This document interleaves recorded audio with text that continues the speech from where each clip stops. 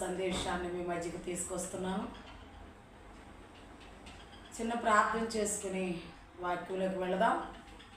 పరలోకమందున మా కన్న తండ్రి, గొప్ప దేవ, మీ ఘనమైన నామమునికి స్తుతులు స్తోత్రాలు, కృతజ్ఞతాస్తుతులు స్తోత్రాలు, కృతజ్ఞతాస్తుతులు స్తోత్రాలు, కృతజ్ఞతాస్తోత్రాలు. అయ్యా, ఈరోజు నాయన ఒక మంచి ఆత్మీయ సందేశం నీ బిడ్డలతో పంచుకోవాలని ఆశపడుతున్నానయ్యా. నాకు జ్ఞానాన్ని ఇవ్వండి, తెలివినివ్వండి. నాలో ఉండి మీరు మాట్లాడండి. వారికి వినగలిగిన చెవి, గ్రహించగలిగిన హృదయాన్ని దాయిచ్చింది. వాక్యం వారిలో కార్యరూపం దాల్చే కృపను దాయిచ్చేయమని, వింటున్న ప్రతి ఒక్కరిని ఆశీర్వదించమని, దీవించమని యేసు నామమున అడిగి వేడుకొనుచున్నాము తండ్రి, ఆమేన్.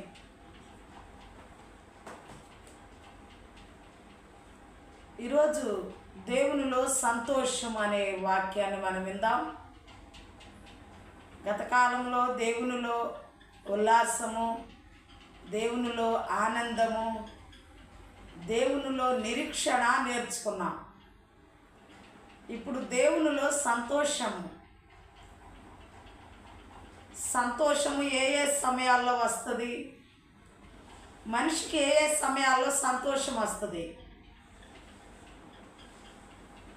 మనకి ఏ ఏ సమయాల్లో సంతోషం వస్తుందో అది కాదు, కానీ ముందు బైబిల్లో ఏ ఏ సందర్భాల్లో ఏ ఏ విషయాల్లో సంతోషంగా ఉన్నారో భక్తులు నేర్చుకుందాం. మనకి ఏ ఏ సమయాల్లో సంతోషం వస్తుందో కంటే, మనకున్న జ్ఞానము కంటే భక్తులకున్న జ్ఞానము, భక్తులు ఏ ఏ సందర్భాల్లో సంతోషంగా ఉన్నారో మనం నేర్చుకుందాం. ఎస్తేరు గ్రంథం 9వ అధ్యాయము 21వ వచనం. ఎస్తేరు గ్రంథం 9వ అధ్యాయము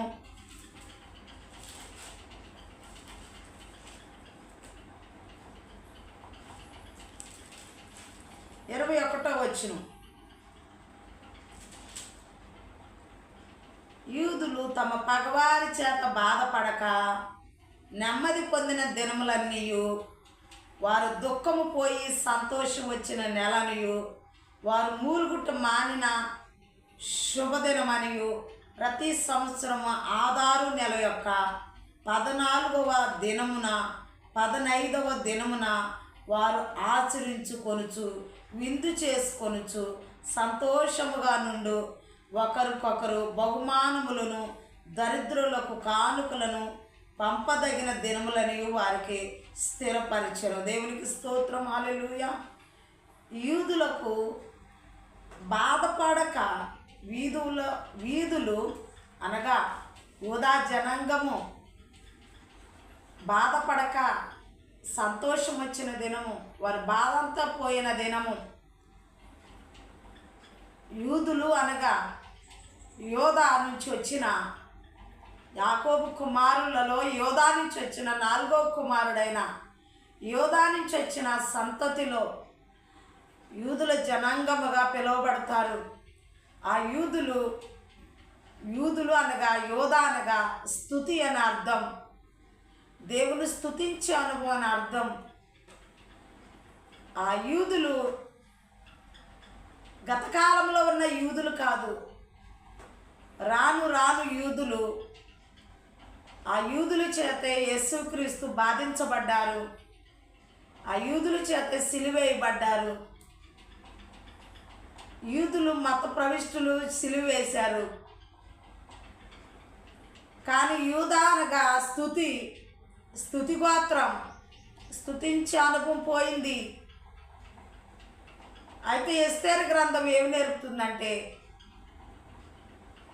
యూదులందరి మీదకి హామాను మరణ శిక్షను అందాలి, యూదులందరూ ఒక్కరోజే సంహరించబడాలని ఒక శాసనం తయారు చేపించి, ఆ శాసనము ద్వారా యూదులందరూ మరణించాలని హామాను తీసుకొచ్చాడు. ఆ యూదులలో మొర్దుకై, ఎస్తేరు ఉన్నారు. ఎస్తేరు రాణిగా ఉంది. అహష్వరోషు రాజుకి వస్తీకి బదులుగా ఎస్తేరు రాణిగా ఉంది. ఈ సమయం కొరకే నువ్వు అంతఃపురములకు రాణిగా వెళ్ళేవేమో అని మొర్దుకై వర్తమానం పంపిస్తాడు. యూదులకి కష్టకాలం వస్తుందని దేవుడు నిన్ను అక్కడికి తీసుకెళ్ళాడేమో. యూదులందరినీ కాపాడటానికి అహష్వరోషు కాలంలో యూదులందరూ రక్షించబడటానికి, యూదుల ప్రాణము విడిపించబడటానికి ఆ దినములలో మరి హిందూ దేశం మొదలుకొని కూష్ దేశం వరకు 120 సంస్థానాల్లో యూదుల్ని చంపేయటానికి మరణశాసనం రాయించిన హామాను ఆ శాసనం నుండి విడిపించటానికి, రాజాజ్ఞ మార్చటానికి దేవుడు ఈ సమయం కొరకే నిన్ను అక్కడికి తీసుకెళ్ళాడేమోనని మొర్దుకై చెప్తూ తన పెనతండ్రి అయిన మొర్దుకై చెప్పటం విన్నాం. ఆ యూదులందరూ రక్షించబడటానికి, ఆ యూదుల ప్రాణం కాపాడబడటానికి ఎస్తేరు తన చెలికత్తులు యూదులందరూ ఉపవాసం ఉండి కన్నీరు కార్చి ప్రార్థన చేశారు. 3 దినాలు ఉపవాసం ఉండి ప్రార్థన చేశారు. 3 దినాలు ఉపవాసం ఉండి ప్రార్థన చేయగా యూదులందరూ కాపాడబడ్డారు. 4వ అధ్యాయంలో కూడా కనపడుతుంది. 4వ అధ్యాయం 3వ వచనం, రాజు యొక్క ఆజ్ఞ శాసనములు ఏ సంస్థానములు వచ్చునో అక్కడున్న యూదులు ఉపవాసం నుండి బహు దుఃఖంలోను, ఏడుపులోను, రోగంలోను మునిగిన వారైరి. అనేకులు గోనెను బూడిదను వేసుకుని పడి ఉండిరి. ఎస్తేరు యొక్క పనికత్తులను ఆమె దగ్గరనున్న షండులను వచ్చి జరిగిన దాన్ని ఆమెకు తెలియచేయగా రాణి గొప్ప మనోవిచారము గలదై మొర్దుకై కట్టుకుని గోని పట్టుని తీసివేయమని ఆజ్ఞ ఇచ్చి కట్టించుకొనుటకే అతని యొద్దకు వస్త్రములు పంపిన కానీ అతడు వాటిని తీసుకొనలేదు. అప్పుడు ఎస్తేరు తను కనిపెట్టి ఉండుటకు రాజు నియమించిన షండులను హాతాకు అను ఒకని పిలిపించి అది ఏమైనది ఎందుకైనదని తెలుసుకొనుటకే మొర్దుకై యొద్దకు వెళ్ళమని ఆజ్ఞనిచ్చాను. మంచి వస్త్రాలు మొర్దుకైకి పంపించింది. ఎందుకు ఇలా మనోవేదనతో ఇలా బూడిదలో కూర్చున్నారు, గోని పట్టాలు కట్టుకున్నారు అని మంచి వస్త్రాలు పంపించింది తన పినతండ్రికి. జరిగింది ఏదో తెలుసుకురామని షండులను పంపించింది.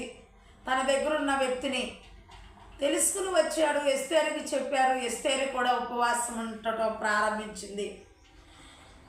మొత్తం అందరూ ఉపవాసం ఉండి కన్నీరు కార్చి ప్రార్థన చేశారు. స్త్రీలేంటి, పురుషులేంటి అందరూ కన్నీరు కార్చి 3 దినాలు ఉపవాసం ఉండి అందులోనే 16 వచనం, అప్పుడు ఎస్తేరు మొర్దుకైతో మరలా ఇట్లా, నీవు పోయి షుషానునందు కనబడిన యూదులందరినీ సమాజ మందిరములకు సమకూర్చి నా నిమిత్తం ఉపవాసం ఉండి 3 దినములు అన్నపానములు చేయకుండుడి. నేనును నా పనికత్తులను కూడా ఉపవాసం ముందు ప్రవేశించుట న్యాయ వ్యతిరేక్తమైన నున్నను. నేను రాజునొద్దకు ప్రవేశించదు, నేను నశించదని అటువలనే మొర్దుకై బయలుదేరి ఎస్తేరు తనకు ఆజ్ఞాపించిన ఎంతటి ప్రకారం జరిగించాను. చాలా యూదులకు చాలా బాధ వచ్చిందండి, చాలా కష్టం వచ్చిందండి. యూదులు బహుశోకంలో ఉన్నారు, రోగంలో ఉన్నారు. ఉపవాసము చాటించాడు మొర్దుకై. దాన్ని ఆపటానికి ఎస్తేరు చూస్తే ఎస్తేరుకి వివరం తెలిసినాక ఎస్తేరు కూడా ఉపవాసం ఉండటం ప్రారంభించింది. నా కోసం ఉండండి, నా జనాంగం కోసం ఉండండి అని ఎస్తేరు పనికత్తులు అందరూ కూడా 3 దినాలు ఉపవాసం ఉండి కన్నీరు కార్చి ప్రార్థన చేసింది. రాజు దగ్గరికి వెళ్ళి ఎంత కష్టమైన నా ప్రాణమైన నేను వదులుకుని నేను రాజు దగ్గరికి వెళ్ళి దీని గురించి నేను విచారణ చేస్తానని ఎస్తేరు చెప్పడం జరిగింది. ఆ బాధ నుండి దేవుడు యూదుల్ని విడిపించినట్టుగా స్పష్టంగా కనపడుతుంది. దేవునికి స్తోత్రం, హల్లెలూయా. ప్రియమైన సహోదరుడా, ఉపవాస ప్రార్థన ద్వారా దేన్నైనా సాధించగలుగుతాం. ఎంత బాధ నుండి అయినా విడిపించగలుగుతాం. నీ కన్నీటి ప్రార్థన ద్వారా, నీ దుఃఖము ద్వారా నీ బాధనంతా తొలగించబడది. దేవుడు నీ బాధని తొలగిస్తారు.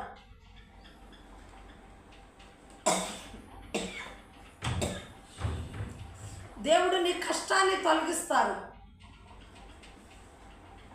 దేవుడు నీ ప్రార్థనకి జవాబిస్తాడు. దేవుడు నీకు ఆనందాన్ని, సంతోషాన్ని ఇస్తారు. ఆ సంతోషాన్ని నీ ఉపవాసం ఉండి కన్నీరు కార్చి ప్రార్థన చేస్తే నువ్వు పొందుకుంటావు. ఎంత దుఃఖపడ్డారో, ఎంత శోకం అనిపించారో, ఎంత రోదన చేశారో, గోనె పట్టాలు కట్టుకున్నారు, బూడిద వేసుకున్నారు, బట్టలు చింపుకున్నాడు మొర్దెకై. ఎంతగానో శ్రమను అనుభవించారు. ఈ శ్రమను అనుభవించటం వలన ఆ శ్రమలో నుంచి దేవుడు ప్రార్థన చేయగా యూదా జనాంగాన్ని విడిపించారు. రాజాజ్ఞ మారిపోయిందండి. దేవునికి స్తోత్రం. హల్లెలూయా, హల్లెలూయా. రాజాజ్ఞను దేవుడు మార్చేసిన దేవుడు. ఉరికొయ్యి చేపించిన మొర్దెకైకి ఉరికొయ్యి చేయించిన హామాను, ఆ ఉరికొయ్యి మీద హామానునే ఉరి తీశాడు. ప్రియమైన సహోదరి సహోదరులారా, దేవుని దగ్గర నువ్వు కన్నీరు కార్చి ప్రార్థన చేస్తే నువ్వు సాధించలేనిది లేదు, నువ్వు పొందుకోనిది లేదు. నువ్వు కన్నీరు కార్చి ప్రార్థన చేయి, దేవుడు తప్పకుండా నీ ఆశను తీరుస్తాడు. 5వ అధ్యాయము 3వ వచనం చూద్దాం. రాజు రాణి అయిన ఎస్తేరు నీకేమి కావాలను, నీ మనవి ఏమిటి? రాజ్యంలో సగమట్టుకు నీకు అనుగ్రహించదని ఆమెతో చెప్పగా, ఎస్తేరు రాజులకు యుక్తంగా తోచినట్ల నేను రాజు కొరకు సిద్ధం చేయించిన విందునకు రాజువైన తామును హామను నేడు రావాలని కోరుచున్నాను ప్రత్యుత్తరం ఇచ్చాను. రాజుతో మాట్లాడే అవకాశం రాణికి వచ్చిందండి. ఉపవాసం ఉండి ప్రార్థన చేయగా మొదటి అవకాశం రాజు దగ్గరికి వెళ్ళే అవకాశం వచ్చింది. రాజు దగ్గరికి వెళ్ళే అవకాశం వచ్చింది. రాజు రాణి ఇంటికి వచ్చే అవకాశం వచ్చింది. నీ ఉపవాస ప్రార్థన ద్వారా దేవునితో మాట్లాడే అవకాశం వస్తుంది. ఉపవాసం అనగా దేవునితో మాట్లాడతాం. ఉపవాసం అంటే ఏదో ఆచార ఉపవాసం చేయటం కాదు. ఉపవాసం అనగా దేవునితో సహవాసం. ఎస్తేరుని ఇంటికి పిలిచాడు, రాజకోటలోకి పిలిచాడు. ఉపవాసం ఉండి ప్రార్థన చేసేసరికి యూదులు, మొర్దెకై, ఎస్తేరు పనికత్తులు, షండులు అందరూ ఉపవాసం ఉండి ప్రార్థన చేసేసరికి రాజు మందిరమునకు తేబడింది. ఒకటి. రెండోది, రాజు ఆమె దగ్గరికి రావటానికి ఇష్టపడ్డాడు. ఆమె అంతఃపురంలోకి రావటానికి ఇష్టపడ్డాడు. ఆయనతో ఆమె, ఆమెతో ఆయన అనగా దేవునితో సహవాసం. ఉపవాసం ఎప్పుడైతే ఉపవాసం ఉండో రాజును కలుసుకునే అవకాశం వచ్చింది. రెండోది, రాజు ఆ ఇంటికి రావటానికి అవకాశం వచ్చింది. ఆమె ఆయన దగ్గరికి వెళ్ళే అవకాశం వచ్చింది.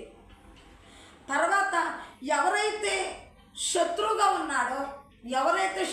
ఉన్నాడో ఆమె ఇంటికి రావటమే ఆ శత్రుని సంహరించే అవకాశం వచ్చింది. దేవునికి స్తోత్రం. రాజు ఆమె దగ్గరకు ఆమె ఇంటికి వచ్చిన తర్వాత, ఆమె అంతఃపురంలోకి వచ్చిన తర్వాత, విందు తీసుకున్న తర్వాత ఎంత ఘనహీనుడిగా బూడిదలో కూర్చున్నారో, గోనె పట్టాలు కట్టుకున్నారో, ఆ మంచి వస్త్రాలు మొర్దెకైకి ఇవ్వటం జరిగింది. మొర్దెకైని ఘనపరచటం జరిగింది. రాణిని ప్రేమించటం జరిగింది. శాసనాన్ని మార్చగలిగారు. దేవునికి స్తోత్రం. హల్లెలూయా. బాధ నుంచి విడిపించబడ్డారు, శోకం నుండి విడిపించబడ్డారు, మనవేద నుంచి విడిపించబడ్డారు. ఆ మనవేద నుంచి విడిపించబడి హామాను ఉరితీయబడ్డాడు. ఆ తర్వాత ఇదిగో యూదులకు సంతోషం వచ్చింది. యూదులకు చాలా సంతోషం వచ్చింది. దేవునికి స్తోత్రం. హల్లెలూయా. ప్రియమైన సహోదరి సహోదరులారా, ఆ మరణ శాసనాన్ని దేవుడు మరి రాజు చేత కొట్టివేయటం జరిగింది. దేవునికి స్తోత్రం. హల్లెలూయా. రాజు చేత మరణ శాసనం కొట్టివేయబడటమే కాదు, యూదులందరికీ ఆ బాధ పోయి సంతోషం వచ్చింది. దేవునికి స్తోత్రం. హల్లెలూయా. ప్రియమైన సహోదరి సహోదరులారా, బాధ నుంచి నీకు విడిపించి నిన్ను నన్ను దేవుడు సంతోషంలోకి నడిపించడానికి సిద్ధంగా ఉన్నాడు. కానీ నీవు మనస్ఫూర్తిగా ఉపవాసం ఉండి కన్నీరు కార్చి ప్రార్థన చేయగలుగుతున్నావా? ఆనాటి వారు ప్రార్థన చేశారండి. ప్రార్థన ప్రతిఫలాన్ని ఇస్తుందండి. ప్రార్థన పరిస్థితులను మారుస్తుందండి. ప్రార్థన ఎంతటి గోడలైనా పడగొడద్దండి. అడ్డుగా ఉన్న ప్రతి బండను తొలగిస్తుందండి ప్రార్థన. ఉపవాసం ఉండి ప్రార్థన చేయడం ద్వారా ప్రతి సమస్య నుండి నువ్వు విడిపించబడతావు. ప్రతి సమస్య నుండి విడిపించబడి దుఃఖం నుండి, బాధ నుండి, వ్యాధి నుండి విడిపించబడి సంతోషములకు నువ్వు అడుగు పెట్టబోతున్నావు. సంతోషములకు అడుగు పెట్టబోతున్నావు. దేవునికి స్తోత్రం, హల్లెలూయా. యూదులకు సంతోషం వచ్చిన రోజని, ఆధార్ నెలని అనగా 10వ నెల ఒక పండగగా ఆచరిస్తున్నారంట. దేవునికి స్తోత్రం, హల్లెలూయా. కీర్తనల గ్రంథం 4వ అధ్యాయం 7వ వచనం కూడా చూద్దాం. 4వ కీర్తన. వారు ధాన్య ద్రాక్షరసము విస్తరించిన నాటి సంతోషము కంటే అధికమైన సంతోషం నీవు నా హృదయంలో పుట్టించింది. దేవునికి స్తోత్రం. పంటలు పండితే సంతోషం కాదండి. ధాన్య ద్రాక్షరసముల సంతోషము కంటే అధికమైన సంతోషం దేవుడిస్తాడండి. పంటలు పండితే సంతోషం కాదండి. నీ ఇంట్లో సమృద్ధి ఉంటే సంతోషం కాదండి. దేవుడిచ్చే సంతోషము హృదయంలో సంతోషం కలుగుద్ది. ఇవన్నీ కనబడే సంతోషాలు. సమృద్ధి ఉంటే కనబడే సంతోషం. మనుషులందరికీ నువ్వు ఈ కుటుంబం మంచిగా బ్రతుకుతున్నారని మనుషులందరికీ కనబడే సంతోషం అది. కానీ నీ హృదయము సంతోషంగా ఉండాలంటే ఆ సంతోషం దేవుడు ఇవ్వాలి. అట్లాగే దేవుడు ఇచ్చాడండి యూదులకు. వారి హృదయాలను సంతోషపరిచారు. జీవితాంతం గుర్తుండిపోయేలాగా సంతోషాన్ని యూదులకు ఇచ్చారు దేవుడు. దేవునికి స్తోత్రం, హల్లెలూయా. ఆ తర్వాత చూద్దాం 30వ కీర్తన 5వ వచనం. 30వ కీర్తన 5వ వచనం.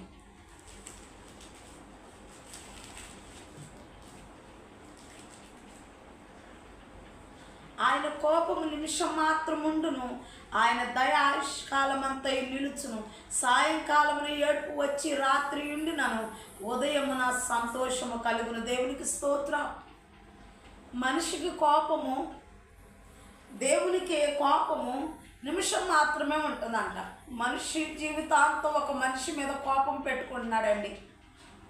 మనిషికి కోపం వస్తే ఉదయం వచ్చిన కోపం సాయంత్రానికే పోవాలండి, ఉండకూడదు. ఇక నీలో ఉంటుందంటే అది పాపముగా, శాపముగా మారిపోతుంది.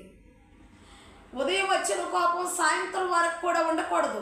సాయంత్రానికి నీకు ఎవరితోనైనా కోపం ఉన్నా, ఎప్పుడు ఎవరితోనైనా అసూయగా, ద్వేషంగా, ఎవరి మీదైనా నీకు కక్ష ఉన్నప్పుడు అది పొద్దునొచ్చిన కోపం సాయంత్రానికి నీలో నుంచి వెళ్ళిపోవాలి బయటికి. మళ్ళీ తెల్లారి ఉదయానికల్లా నీ హృదయం సంతోషంగా ఉంచుతాడు దేవుడు. సంతోషంగా ఉండాలి అంతే. ఎప్పటి నుంచో నాకు వాళ్ళ మీద కోపం ఉంది, నేను వాళ్ళని మర్చిపోను అంటానికి లేదండి క్రైస్తవుడా. ఉదయం వచ్చిన కోపం సాయంత్రానికల్లా నీ హృదయంలో దాచుకోకూడదు. మళ్ళీ ఉదయానికల్లా నీ హృదయం సంతోషంగా ఉండాలి. దేవునికి స్తోత్రం. ఆ మనిషి ఎప్పుడు ఆరోగ్యంగా ఉంటాడు, ఆ మనిషి ఎప్పుడు యథార్థంగా నడుస్తాడు, ఆ మనిషి ఎప్పుడు నీతిగా నడుస్తాడు, ఆ మనిషి ఎప్పుడు దేవునికి నమ్మకస్తుడుగా ఉంటాడు. ఉదయం వచ్చిన కోపము నిమిషం మాత్రమే దేవుడు ఉంచుకుంటున్నాడంట. ఆయన దయ ఆయుష్కాలం అంతా ఉంచుకుంటున్నాడంట. మనిషి కూడా అలాగ ఉండాలి. ఉదయం వచ్చిన కోపం సాయంత్రానికల్లా ఒక నిమిషం మాత్రమే ఉంచుకుని దాన్ని వదిలిపెట్టేయాలి. దయ, మనుషుల మీద దయ ఎప్పుడు మనం కలిగి ఉండాలి. అట్లయితేనే దేవుని యొక్క ఆనందము, సంతోషమును, సాయంకాలం ఏడుపు వచ్చి రాత్రి ఉండినను ఉదయమును సంతోషము కలుగు.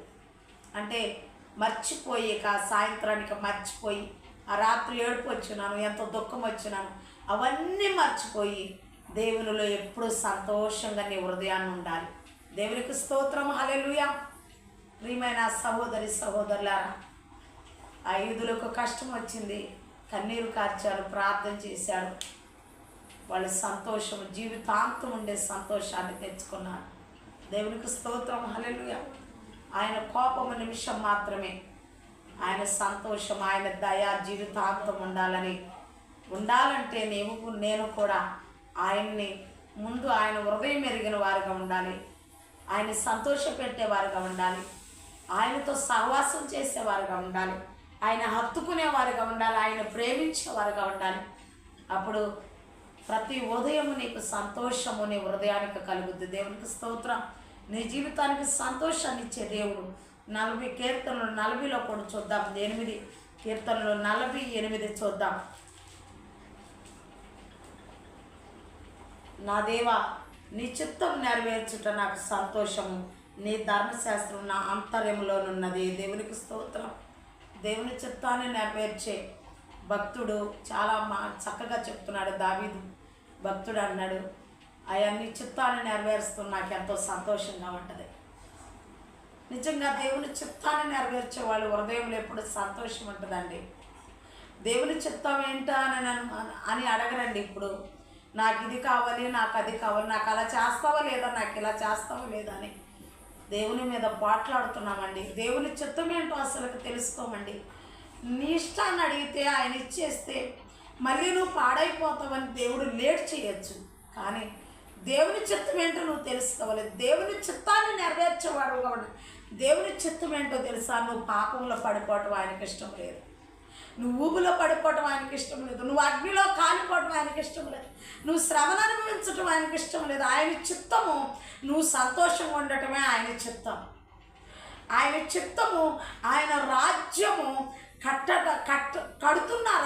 ఆయన రాజ్యం నిన్ను నన్ను చేర్చటమే ఆయన చిత్తం. ఆయన చిత్తం నువ్వు నెరవేర్చటం.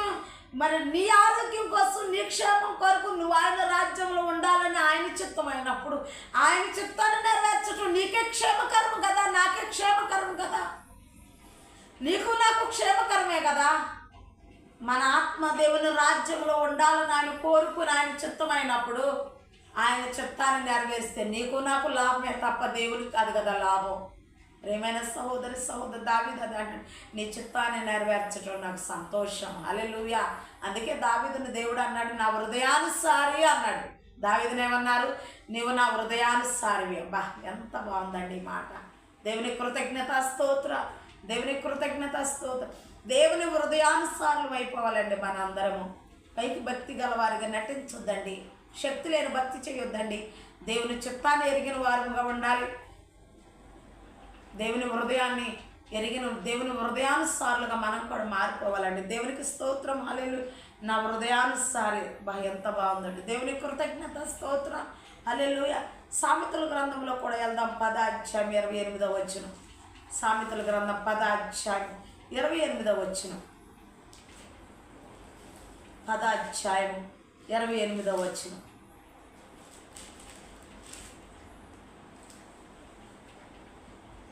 నీతిమంతుల ఆశ సంతోషం పుట్టించును, భక్తిహీనుల ఆశ భంగమైపోను. నీతిమంతుల ఆశ ఏం పుట్టిస్తుందంట? సంతోషం పుట్టింది. నీతిమంతులు ఆశపడుతున్నారంటే దేవుని చిత్తములో ఏది ఉందో అది ఆశపడతారు నీతిమంతులు. ఎందుకంటే వాళ్ళు నీతిమంతులు, వాళ్ళకి నీతిమంతులనే బిరుదు వచ్చేసింది.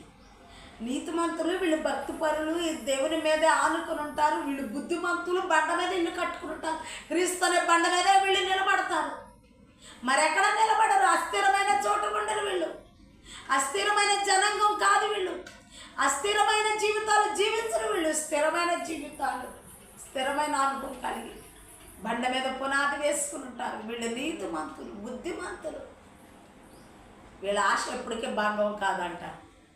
భక్తిహీనుల ఆశే భంగం అవుతుంది. భక్తి చేయదు కానీ ఆశ ఎక్కువ ఉంటుంది చాలామందికి. నాకు అది చేసి చాలామంది అంటారు, ఇదిగో నేను ఇది అమ్ముతానో లేదో ప్రార్థన చేయి, ఇది కొంటానో లేదో ప్రార్థన చేయి. భక్తి వీళ్ళైతే చేయరు. వీళ్ళైతే భక్తిహీనులుగా ఉంటారు, నీతిమంతులుగా ఉండరు. కానీ వీళ్ళకి చాలా కోరికలు ఉంటాయి, చాలా ఆశలు ఉంటాయి.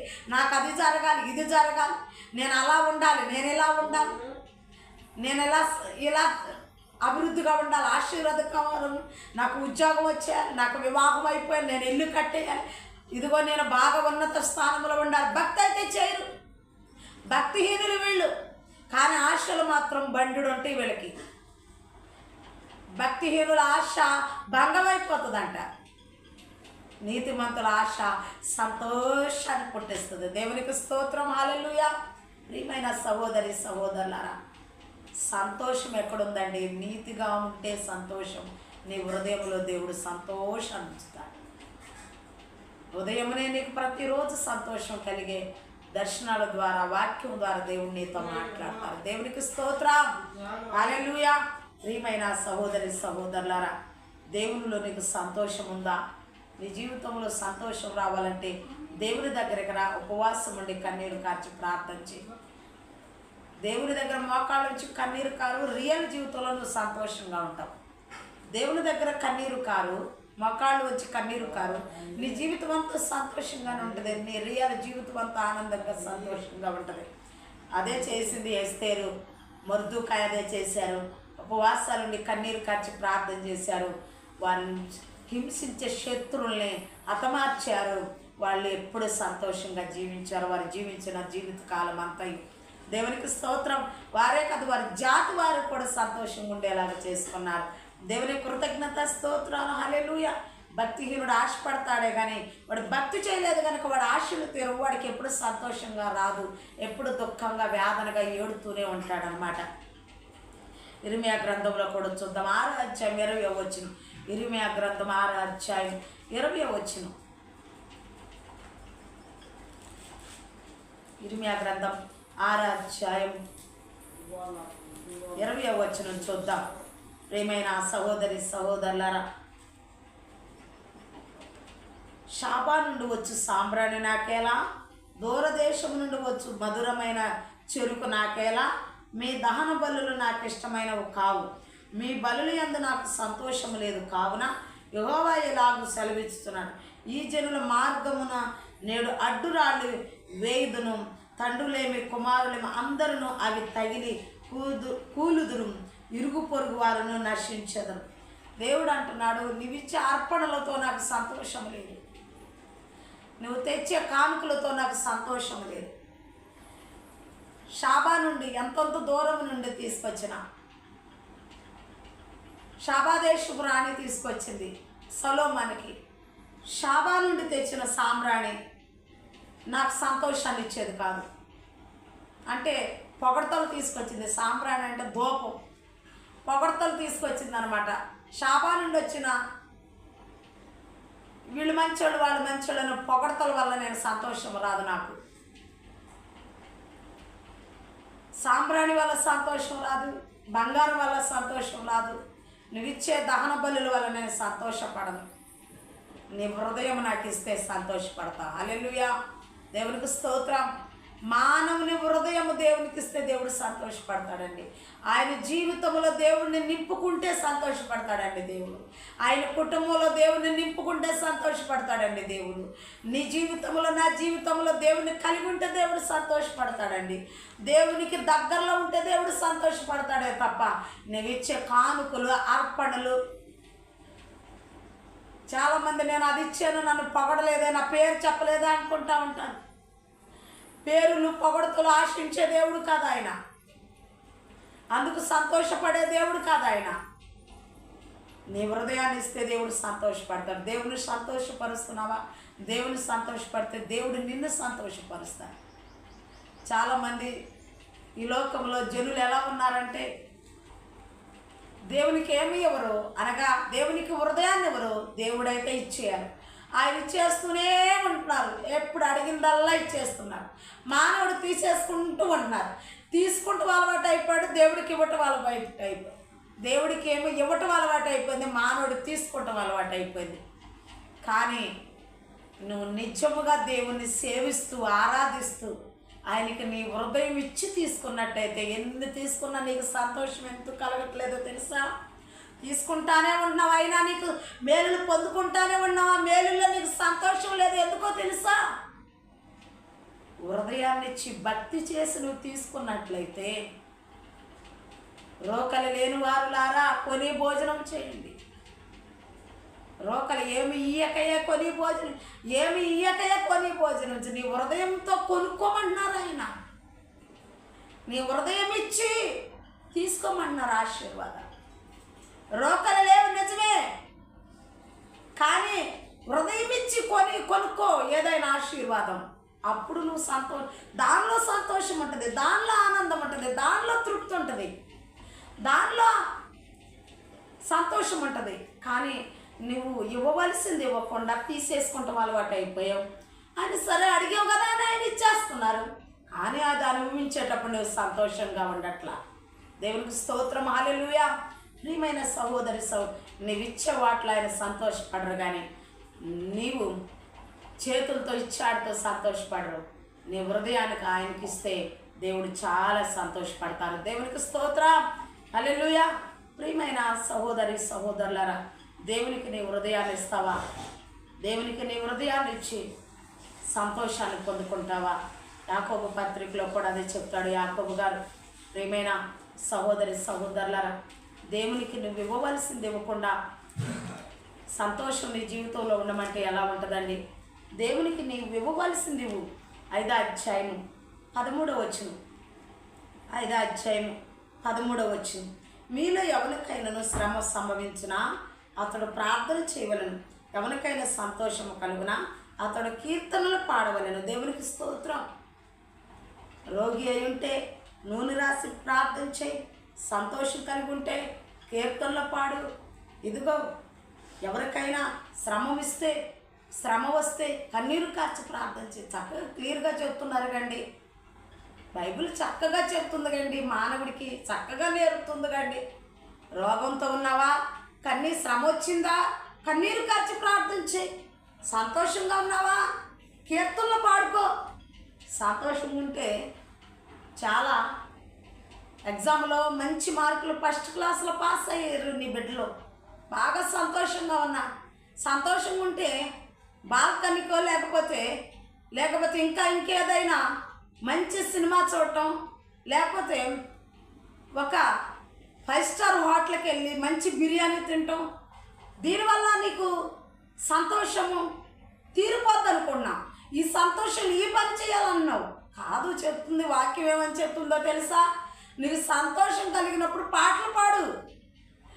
ఏ పాటలు? కీర్తనలు, యేసుని గురించిన ధ్యానం చేయి, పాటలు పాడు. దేవుని గురించిన పాటలు పాడు. సంతోషంగా ఉంటే సినిమాకి వెళ్తామా, సంతోషంగా ఉంటే 5 స్టార్ హోటల్కి వెళ్తామా, సంతోషంగా ఉంటే పిక్నిక్ వెళ్తామా? ఇలా కాదండి చేయవలసింది. సంతోషంగా ఉన్నప్పుడు దేవునికి స్తోత్రాలు చెల్లించి పాటలు పాడు. దేవునికి స్తోత్రం, హల్లెలూయా. ప్రియమైన సహోదరులారా, ఎంత బైబిల్ చక్కగా నేర్పుతుంది. శ్రమగా ఉన్నావా? కన్నీరు కార్చి ప్రార్థన చేయి. సంతోషంగా ఉన్నావా? పాటలు పాడు. రోగిగా ఉన్నావా? నూనె రాసి ప్రార్థన చేయి. ఎవరు చెప్తారండి ఇంత చక్కగా? ఒక మార్గం చూపిస్తుందండి బైబిల్. మతం కాదండి, ఇది మార్గం అండి.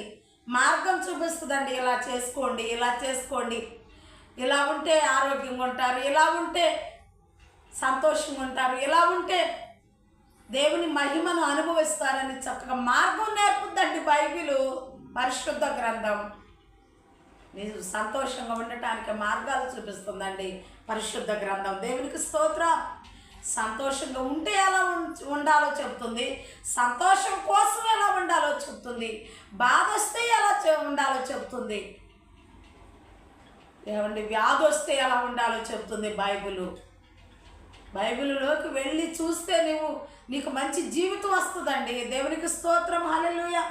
ప్రియమైన సహోదరులారా, అయితే సంతోషంగా ఉండటమే కాదు, సంతోషంగా ఉన్నప్పుడు ఇచ్చే వస్త్రాన్ని కూడా చూద్దాం. సంతోష వస్త్రాన్ని ఎలా ధరింప చేయబడుతుందో దేవుని కృతజ్ఞత స్తోత్రాలు. మొదటి 3వ యోహాను పత్రిక చూద్దాం ఒకసారి. 3వ యోహాను పత్రిక చూద్దాం. పత్రికా పటంలో నుంచి 3వ యోహాను పత్రిక మొదటి అధ్యాయము 4వ వచనం చూద్దాం. తండ్రి వలన మనం ఆజ్ఞ పొందిన ప్రకారం నీ పిల్లలు కొందరు సత్యమును అనుసరించి నడుచుచుండుట కనుగొని బహు సంతోషించుచున్నాం. ఇక్కడ ఒక అమ్మగారికి యోహాను గారు వ్రాస్తున్నారు. యేసు ప్రభుల వారి ప్రియమైన శిష్యుడైన యోహాను గారు రాస్తున్నారు. ఒక అమ్మగారు ఒక సంఘాన్ని నడిపిస్తున్నారు.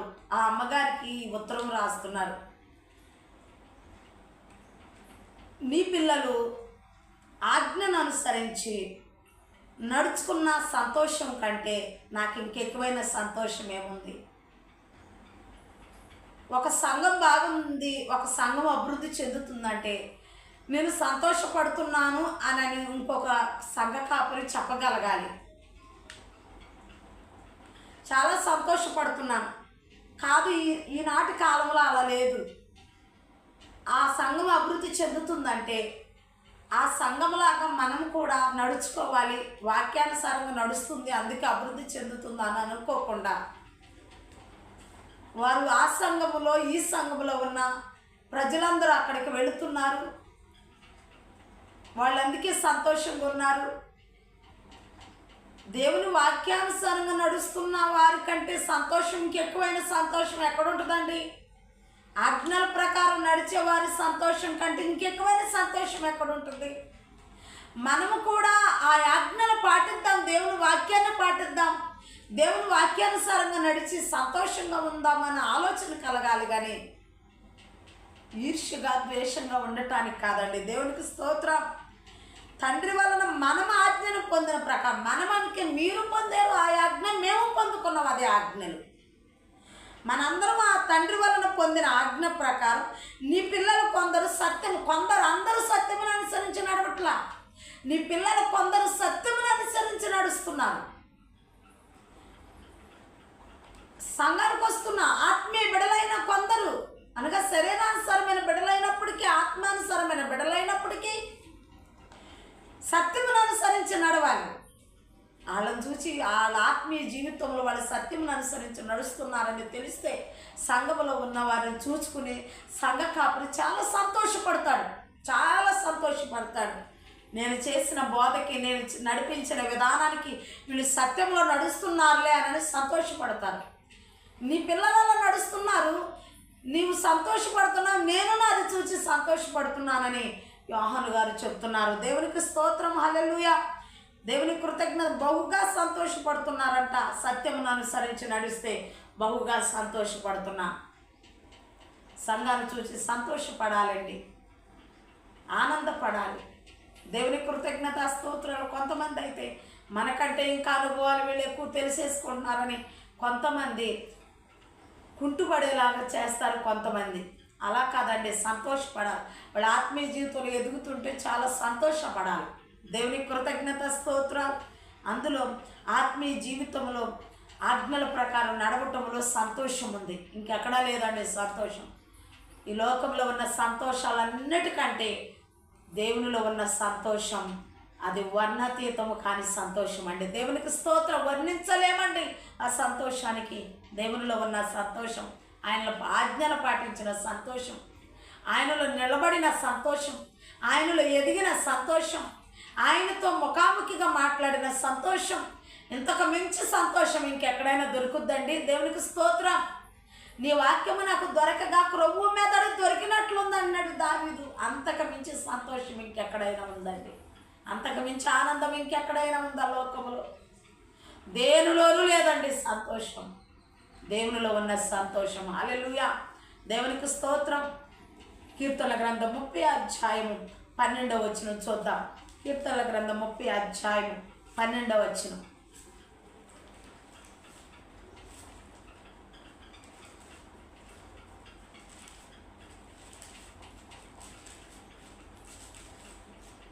అధ్యాయము 12వ వచనం.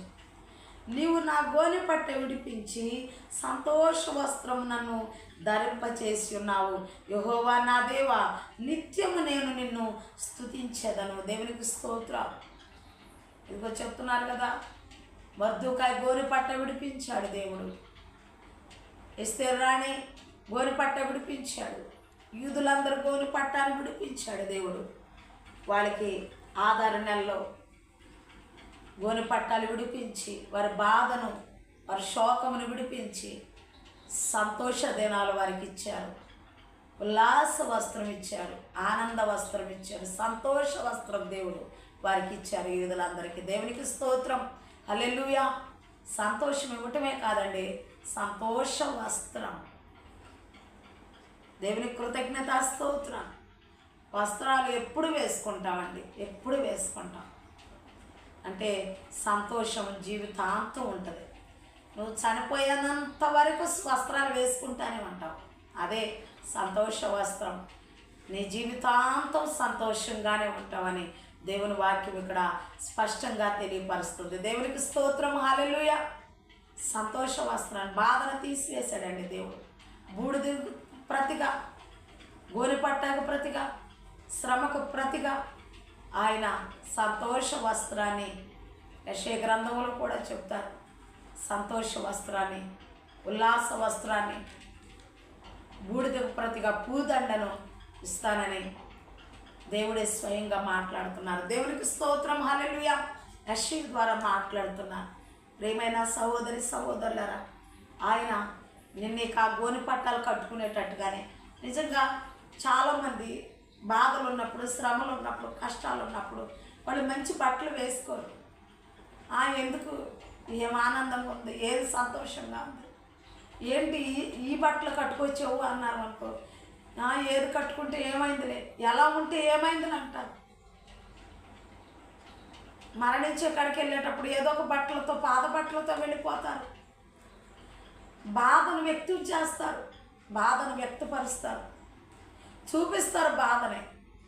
ఆ బాధ అంతా తీసేసి దేవుడు ఆ దుఃఖ వస్త్రాన్ని తీసివేసి నీకు సంతోష వస్త్రాన్ని దేవుడిస్తాడు. ఎప్పుడంటే ఆయన దగ్గరకు వచ్చినప్పుడు, ఉపవాసం ఉన్నప్పుడు, కన్నీరు కార్చినప్పుడు, ప్రార్థన చేసినప్పుడు నీకు సంతోష వస్త్రాన్ని దేవుడు ఇచ్చేదేవు. ఈ బాధ ఎలా పోద్ది అనుకున్నావా, ఈ కష్టం ఎలా పోద్ది అనుకున్నావా, ఈ వేదన ఎలా పోద్దని నువ్వు అనుకున్నావు, ఇది పోదకేమో అనుకున్నావు, ఎప్పుడు ఈ బట్టలే నాకు అనుకున్నావేమో. లేదు, దేవుడు నీకు సంతోష వస్త్రాన్ని, ఆయనని ప్రార్థనకి జవాబిచ్చి సంతోష వస్త్రాన్ని ఇవ్వబోతున్నారు. దేవునికి స్తోత్రం. హల్లెలూయా. ప్రియమైన సహోదరి సహోదరులారా, దేవుని వాక్యం అంతా సంతోష వస్త్రమే కాదు, సంతోష హృదయాన్ని ఇవ్వటానికి కూడా ఆయన ఇష్టపడుతున్నారు. సంతోష వస్త్రం ఇచ్చిన దేవుడు సంతోష హృదయాన్ని ఇవ్వలేడా? నీ జీవితంలో సంతోషం ఇచ్చాడు ఇప్పటి వరకు, తర్వాత సంతోష వస్త్రం ఇచ్చాడు ఇప్పటి వరకు. మూడోదిగా సంతోష హృదయాన్ని కూడా నీకు ఇవ్వబోతున్నాడు. దేవునికి స్తోత్రం. హల్లెలూయా. చూద్దాం ఒకసారి సంతోష హృదయాన్ని దేవుడు నీకు ఎలా ఇస్తాడో. సామెతల గ్రంథం 15వ అధ్యాయం, సామెతల గ్రంథం 15వ అధ్యాయం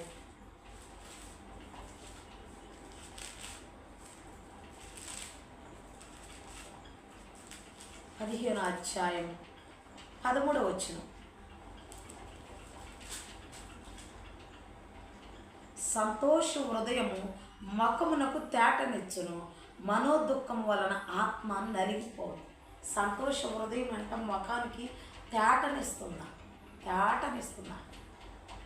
ఎక్కడండి ముఖము మెరిసిపోయింది? సీనాయి పర్వతం మీద మోషేతో దేవుడు మాట్లాడినప్పుడు మోషే ముఖం ప్రకాశవంతముగా మెరిసిపోతుంది, ప్రకాశిస్తుంది మోషే ముఖము. జనులు మోషే ముఖాన్ని చూడలేకపోయారు. ఆయన హృదయం చాలా సంతోషంగా ఉంది. దేవుడు నాతో మాట్లాడారని. ఎప్పుడు వస్తుందండి సంతోషం? దేవుడు నీతో మాట్లాడినప్పుడు, దేవుడు నీ శ్రమను తీసివేసినప్పుడు, దేవుడు నీ దుఃఖమును తీసివేసినప్పుడు, దేవుడు నీ బాధను తీసివేసినప్పుడు, దేవుడు నిన్ను చాలా గొప్పగా చేసినప్పుడు నీ హృదయం సంతోషంగా ఉంటుంది. నీ హృదయం సంతోషంగా ఉన్నప్పుడు నీ ముఖం కూడా తేటగా ఉంటుంది. దేవునికి స్తోత్రం. నీ హృదయం సంతోషంగా ఉన్నప్పుడు నీ ముఖం ఎలా ఉంటుంది? తేటగా ఉంటుంది. మోషేతో దేవుడు మాట్లాడినప్పుడు మోషే హృదయం నిండా ఆనందము, సంతోషం ఉంది. హృదయానందం ఇచ్చాడు దేవుడు, హృదయ సంతోషం ఇచ్చాడు. ముఖం కూడా తేటగా కనపడుతుంది. దేవునికి స్తోత్రం. హల్లెలూయా. ప్రియమైన సహోదరి సహోదరుల, హృదయంలో ఆనందం ఉంటే నవ్వుతూ మాట్లాడతామండి.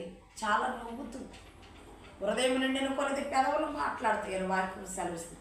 హృదయంలో ఏది ఉందో పెదాలమ్మట అదే వచ్చేస్తుంది. హృదయంలో సంతోషం ఉంటే ముఖం తేటగా కనపడుతుంది. హృదయంలో చెడు నింపుకుంటే పెదాలమ్మట అదే వచ్చేస్తుంది. హృదయంలో ఏముందో అవే వచ్చేస్తాయి. పెదేలమ్మటైనా ముఖం కనపడాలన్నా హృదయమును బట్టే ముఖం తేటపరచబడుతుంది. దేవునికి స్తోత్రం, హల్లెలూయా. నీ హృదయము సంతోషంగా ఉంటే నీ ముఖం తేజవంతముగా ఉంటుంది. హల్లెలూయా. నీ వస్త్రాలు సంతోష వస్త్రం దేవుడు నీకు ఇస్తాడు, సంతోష హృదయం దేవుడు నీకు ఇస్తాడు. అప్పుడు నీ ముఖం తేటగా ఉంటుంది. ఇంకా చూద్దాం, నిత్యముగా ఉండే సంతోషం. ఇక నీ జీవితాంతం సంతోషం. యూదులకు నిత్యము సంతోషమే. యూదులకు నిత్యము ఎప్పుడు ఆ రాజు ఉన్నంతకాలం. తర్వాత యెరూషలేము నుంచి యూదులు ఇప్పటికీ ఇంకా యెరూషలేముకు చేరుకొని యూదులు చాలామంది ఉన్నారు. ఇంకా అక్కడ యూదులు. యెరూషలేము మందిరం పడగొట్టబడింది. ఇంకా యెరూషలేము మందిరం ప్రారంభంలో లేదు. ఇంకా యెరూషలేము మందిరాన్ని ప్రారంభించట్లేదు కట్టడానికి. ఇంకా అది ఎప్పుడు కట్టబడతో, యూదులందరూ ఎప్పుడు యెరూషలేముకు వెళతారో అప్పుడు నిత్యమైన ఆనందం, నిత్యమైన సంతోషం రానుంది. ఆయన రాకడ దినాల్లో యెరూషలేము దేశంలో ఆయన మందిరం కట్టబడింది. ఆ మందిరం కట్టబడింది.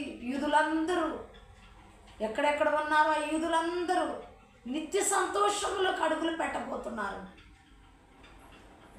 ఆయన రాకడ దినాల్లో దేవుని నమ్ముకున్న బిడ్డలు నిత్య సంతోషంలో ఉంటారు. నిత్యము పరలోకముల ఆనందము, సంతోషం, ఏడుపు ఉండదు, దుఃఖం ఉండదు, కన్నీరు ఉండదు, వ్యాధన ఉండదు. నిత్యము సంతోషంగా ఆ పరలోకములో నిత్యం ఆనందముగా ఉండబోతున్నాం. దేవుని కృతజ్ఞత స్తోత్రం. ఆ నిత్యానందములోకి మనము అడుగులు పెట్టబోతున్నాం. యెషయా గ్రంథం 51, యెషయా గ్రంథం 51:11.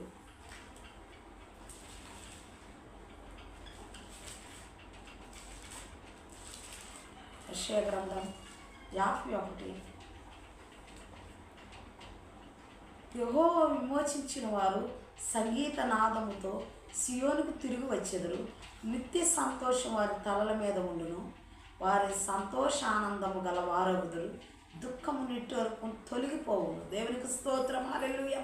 యెహోవా విమోచించిన వారు సంగీత నాదముతో సియోనుకు తిరిగి వచ్చేదరు. దేవుడు విమోచించిన వారు, ఆయన నమ్ముకున్న వారిని ఆయన విమోచిస్తారు. ఆయన ఆరాధించేవారిని ఆయన విమోచిస్తారు. ఆయనలో స్థిరముగా ఉన్నవారిని ఆయన విమోచిస్తారు. అందరినీ యెహోవా విమోచించిన వారంట.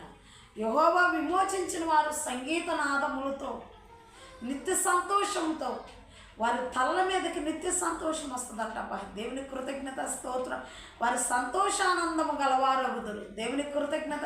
దుఃఖము నిట్టూర్పు తొలగిపోవును. దేవుని కృతజ్ఞత స్తోత్రాలు. ప్రియమైన సహోదరి సహోదరులారా, దేవుని వాక్యం ఇక్కడ ఎంత స్పష్టంగా మాట్లాడుతుందో. సియోనుకు తిరిగి వస్తారు. చెప్పాను కదా, యెరూషలేముకు మరలా యూదులందరూ తిరిగి వెళతారు. సియోను అనగా దేవుని మందిరం మరలా యెరూషలేము ఆలయం కట్టబడుద్ది. యూదులు, దేవుని నమ్ముకున్న వారు, ఆయన విమోచించిన వారందరూ సంతోషంగా ఉంటారు. సంతోష ఆనంద గానం చేస్తారు. హల్లెలూయా. అది పరలోకములకు ఎత్తబడే గుంపుగా ఉంటుంది. దేవుని రాజ్యాన్ని పొందుకునే గుంపుగా ఉంటుంది. దేవునితో ఉండే గుంపుగా ఉంటుంది. దేవునిలో స్థిరముగా ఉండే గుంపుగా ఉంటుంది. ఇక ఆయనతో నిత్యము ఆనందముగా, సంతోషముగా, ఉల్లాసముగా ఉంటారు. దేవునికి స్తోత్రం, హల్లెలూయా. ప్రియమైన సహోదరి సహోదరులారా, ఎంత కష్టం వచ్చినా, ఎంత బాధ వచ్చినా, ఎంత శ్రమ వచ్చినా నీ ఉపవాసం ఉండి కన్నీరు కార్చి ప్రార్థన చేయి. నీ జీవితంలో దేవుడు సంతోషాన్ని ఇస్తారు. బాధ నుంచి విడిపిస్తారు. సంతోషం ఇవ్వటమే కాదు, సంతోష వస్త్రాన్ని ఇస్తారు. సంతోష వస్త్రాన్ని ఇవ్వటమే కాదు, సంతోష హృదయాన్ని ఇస్తారు. సంతోష హృదయాన్ని ఇవ్వటమే కాదు, నిత్యానందము, నిత్యము ఉండే సంతోషం ఇవ్వబోతున్నారు. దేవునికి స్తోత్రం, హల్లెలూయా. ప్రియమైన సహోదరి సహోదరులారా, దేవుడు జాలి కలిగిన దేవుడు. నీ కష్టంలో చేయి విడిచిపెట్టే దేవుడు కాదు. నీ కష్టములో నిన్ను ఆదుకునే దేవుడు. ఆయన రెక్కల క్రింద నిన్ను దాచే దేవుడు. ఆయన నిన్ను భద్రపరిచే దేవుడు. నిత్యానందములోకి, నిత్య సంతోషములకు తీసుకెళ్లాలనే ఆయన ఆరాటం తప్ప నీ నుండి నా నుండి ఏది ఆయన కోరుకుంటలేదు. మనం ఆనందంగా ఉండాలని, మనం సంతోషంగా ఉండాలని, మనం నెమ్మదిగా ఉండాలని, మనం ఆయనతో ఎప్పుడూ ఆయన మనతోను మనం ఆయనతో ఉండాలని ఆయన కోరుకుంటున్నారు. ప్రియమైన సహోదరి సహోదరుడా, వాక్యం వింటున్నావు, ఎన్నో ప్రసంగాలు వింటున్నావు, అయినను నాకు ఈ బాధ పోదానని అనుకుంటున్నావు. మోకాళ్ళు వంచు, ఉపవాసం ఉండు, 3 దినాలు ఉపవాసం ఉండి కన్నీరు కార్చి ప్రార్థన చేయి. నీ బాధ ఎందుకు పోదు? వాళ్ళని వీళ్ళని ప్రార్థన చేయమని అడుక్కుంటాం కాదు, నువ్వు ప్రార్థన చేయి. నీ కుటుంబానికి సంతోషం కలుగుద్ది, నీకు సంతోషం కలుగుద్ది, నీ హృదయానికి సంతోషం కలుగుద్ది. సంతోష వస్త్రం నువ్వు పొందుకుంటావు, నిత్య సంతోషం పొందుకుంటావు.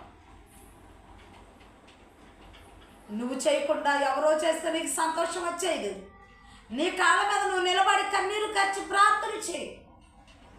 నువ్వు అందుకే షుషాను కోటలోకి ఈ సమయం కొరకే నిన్ను దేవుడు అక్కడికి నడిపించాడేమో నన్ను మొర్దుకై మాట్లాడుతున్నాడు. నిజంగా ఈ శ్రమకు ముందు నువ్వు దేవుని నమ్ముకుని ఉండావేమో.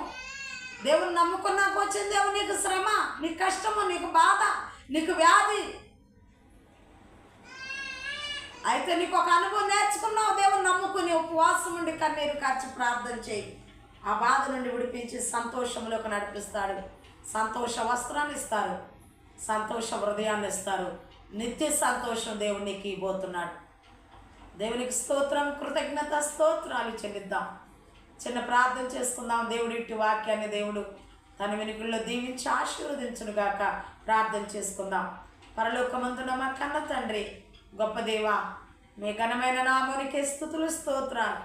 పరిశుద్ధుడు నీకు వందనాలు. వేవేల కృతజ్ఞత స్తోత్రాలు, వేవేల కృతజ్ఞత స్తోత్రాలు. ఆయా అనేక మంది ప్రభు, ఎంతోమంది నానైనా వారి జీవితాల్లో సంతోషం లేక ఎంతో బాధపడుతున్నారయ్యా, వ్యాధులు పడుతున్నారయ్యా. సంతోష జీవితాలుగా వారి జీవితాలను చేయండి అయ్యా. వారి హృదయం సంతోషంగా ఉండే కృపను దాయిచ్చండి అయ్యా. వారికి సంతోష వస్త్రాలను ధరింపచేయండి అయ్యా. నిత్యమైన సంతోషం నీ ప్రజలకు అనుగ్రహించమని అయ్యా నీకే వందనాలు, స్తుతులు, స్తోత్రాలు. ఏ వాక్యం విన్న